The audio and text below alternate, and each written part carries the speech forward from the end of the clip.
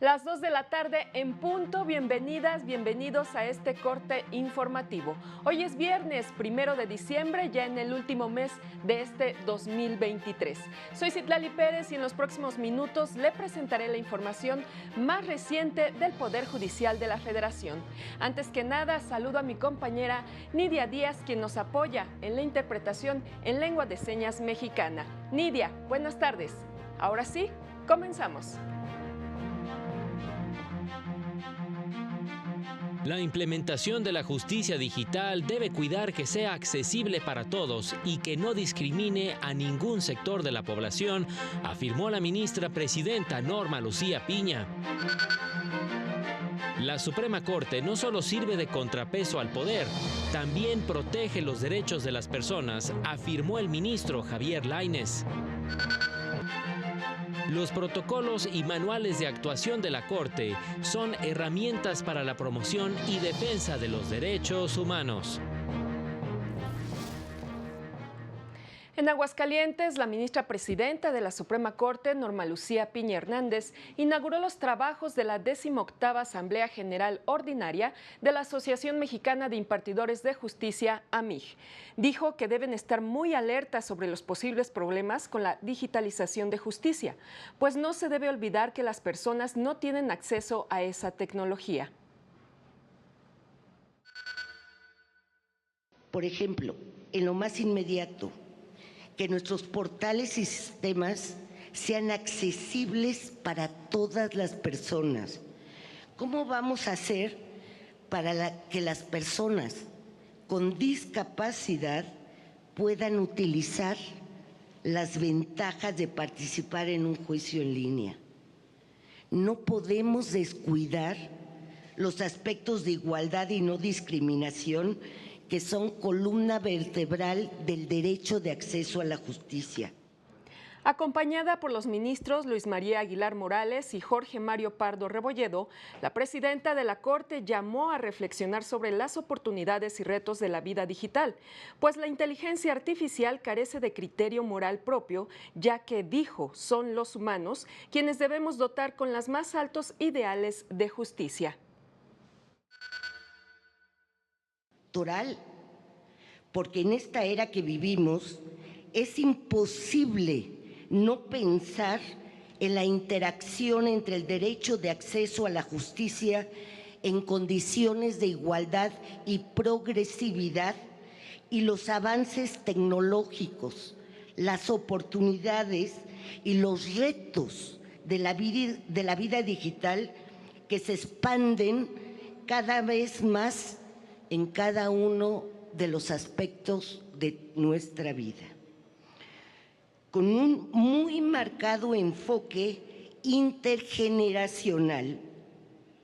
Sin duda, todos estamos obligados a mirar al futuro en este tema. Le ha tomado al Poder Judicial de la Federación más de 90 años convertirse en un poder autónomo que no solo sirve de contrapeso, sino que también garantiza los derechos humanos de la población, aseguró el ministro de la Suprema Corte de Justicia de la Nación, Javier Lainez Potisek, al participar en una mesa de diálogo sobre la independencia judicial organizada por la Asociación Nacional de Abogados de Empresa. Señaló que con la llegada de la alternancia al gobierno desde 1997 se reformó al Poder Judicial, se fortaleció la separación de poderes y se estableció la carrera judicial para garantizar que los mejores perfiles impartan justicia. Tenemos muchos defectos, hay muchas áreas de oportunidad definitivamente, pero creo que fue una reforma acertada y por eso para mí es bien importante que no haya retrocesos en ese aspecto.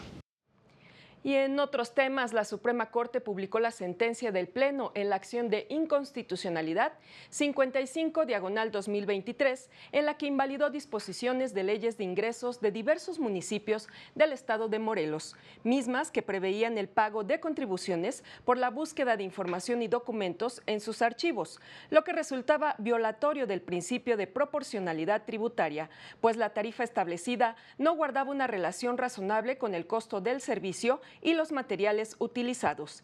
Al tratarse de disposiciones de vigencia anual, la Corte conminó al Congreso de Morelos para que en lo futuro se abstenga de emitir normas con el mismo vicio de inconstitucionalidad. La segunda sala de la Corte estableció que el requisito previsto en el artículo 32, fracción primera, último párrafo de la Ley del Seguro Social es inconstitucional, ya que restringe de manera injustificada el acceso a una pensión por viudez, pues establece que el matrimonio debe haber durado 6 meses previo al fallecimiento del trabajador o haber tenido hijos para que proceda la pensión, medida que viola el derecho a la igualdad jurídica, a la no discriminación y a la seguridad social. La sala explicó que dicha exclusión resulta injustificada y por ende violatoria de diversos derechos protegidos por la Constitución. En el marco de los 16 días de activismo contra la violencia de género, la Defensoría Pública Federal insistió en la necesidad de erradicar todas las formas de violencia contra mujeres y niñas, que es la violación de derechos humanos más frecuente en todo el mundo. Precisó que el feminicidio es una manifestación de violencia más extrema contra mujeres y niñas, por el solo hecho de ser mujer. Una de sus características es la brutalidad y la impunidad que los acompaña. Este delito constituye la negación de la vida y de la integridad de las mujeres, delito que se suma a la desaparición, tortura, trata de personas, violación y otros que sufren las mujeres todos los días. Reveló que en 2022 fueron asesinadas 3.765 mujeres, es decir, 10 mujeres pierden la vida cada día en México, mientras que en el primer semestre de este año ya se reportan 1.290 asesinatos de mujeres. Al reconocer esta problemática que se registra en el país, la Defensoría Pública brinda representación en forma extraordinaria a víctimas directas de tentativa de feminicidio e indirectas de este delito. La magistrada Gloria Abesia Solano, presidenta de la Asociación Mexicana de Mujeres Juezas y Magistradas, señaló que para combatir y erradicar la violencia que afecta a 1 de cada 3 mujeres, se requiere algo más que limitarse a condenarla, pues se necesitan soluciones proactivas e innovadoras. Ante ello, señaló, Naciones Unidas estableció una ruta de acción con propuestas reales, como son empoderar a las mujeres, promover la movilización comunitaria, considerar las diversas realidades de las mujeres, llevar a cabo un aprendizaje transformador, involucrar a líderes religiosos y comunitarios, así como combatir las lagunas jurídicas. Las formas más agresivas o activas de resistencia se producen cuando determinados grupos intentan obstruir los cambios o cuando los grupos vulnerables sufren discriminación y violencia por parte de quienes ostentan el poder. Y como parte de las obligaciones que impone la Ley General de Protección de Datos Personales en posesión de sujetos obligados, el Consejo de la Judicatura, a través de la Unidad de Transparencia, ha atendido 208 solicitudes de derechos de acceso, rectificación, cancelación y oposición, de los cuales 206 han sido tramitadas por mujeres y 2 por personas transgénero. De estas solicitudes, 69 fueron realizadas por personas privadas de la libertad, 60 actualmente fuera de la cárcel y 9 todavía recluidas.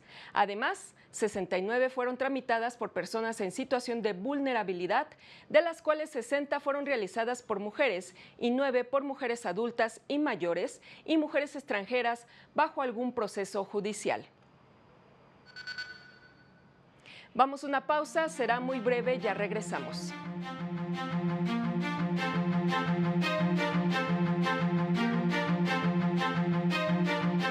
Al regresar, Planilla Dignidad Judicial gana elección para renovar dirigencia de la JUFED.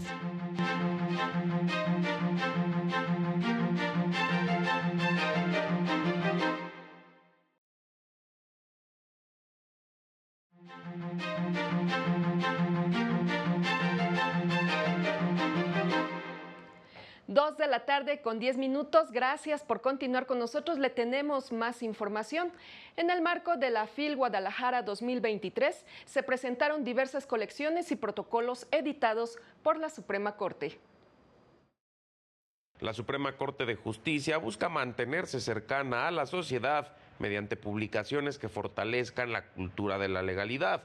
Para avanzar en este propósito, la Unidad General de Conocimiento Científico y Derechos Humanos de la Corte presentó los protocolos de actuación para quienes imparten justicia, manuales de actuación y colección de apuntes en la Feria Internacional del Libro de Guadalajara.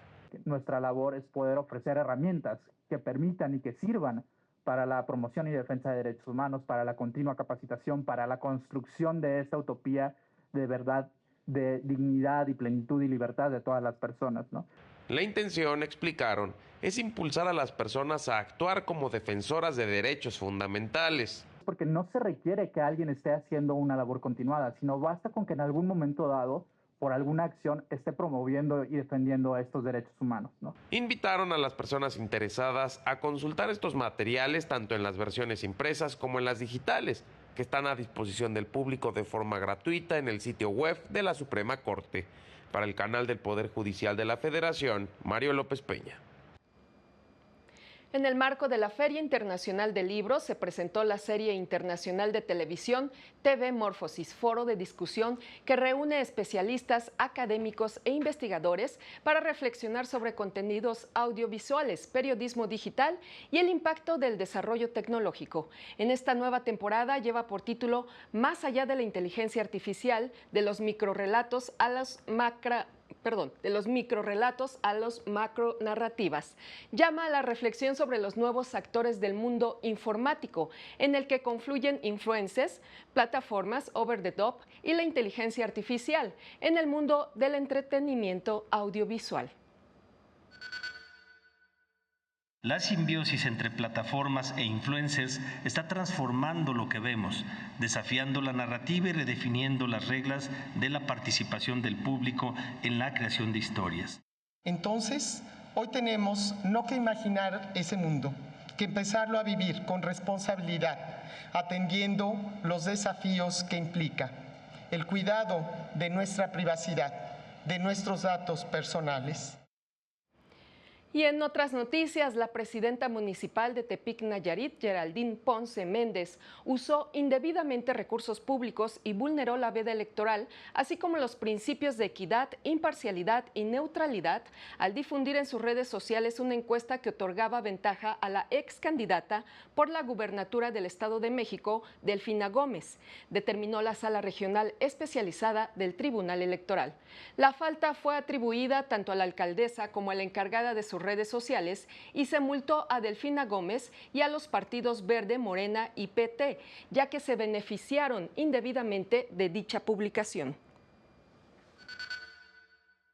Se realizó durante un periodo prohibido, al tratarse del día de la jornada electoral, en un horario en el que aún se encontraban abiertos los centros de votación, contraviniendo la protección de que la ciudadanía actúe en un entorno libre de toda influencia mediática.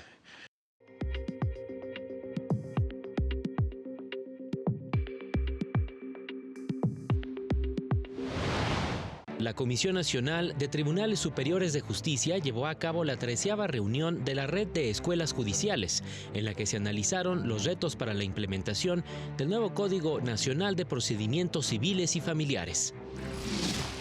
Juezas y jueces en materia laboral de Jalisco se reunieron con autoridades del Departamento de Trabajo de Estados Unidos para dialogar sobre los avances, retos y áreas de oportunidad en la implementación de la justicia laboral en el Estado.